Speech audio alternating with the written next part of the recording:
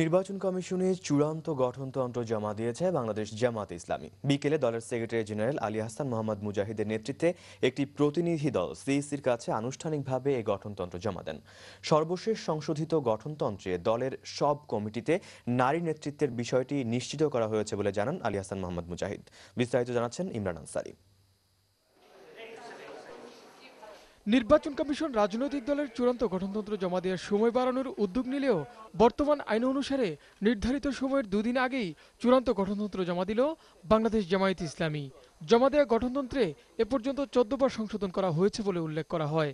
সংশোধিত গঠনতন্ত্রে কেন্দ্রীয় মজলিসে শুরাকে গঠনতন্ত্র সংশোধন ও চূড়ান্তকরণের কর্তৃত্ব দেয়া এবং সব পর্যায়ের কমিটিতে নারী নেতৃত্বের বিষয়টি নিশ্চিত করা হয়েছে বলে জানান জামায়াতের সেক্রেটারি জেনারেল আলী হাসান মোহাম্মদ মুজাহিদ।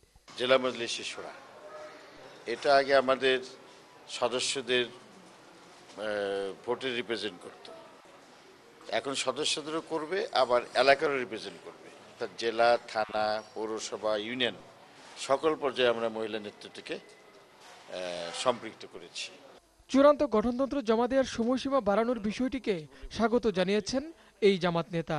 বিএনপি বা যে দলই হোক যারা আবেদন করেছে সময়ের জন্য, আমার তো মনে হয় যে দেশে প্রতিযোগিতামূলক রাজনীতিকে রেখে গণতন্ত্রকে প্রাণবন্ত করার জন্য এই বিষয়টা কনসিডার করা উচিত বলে মনে করি।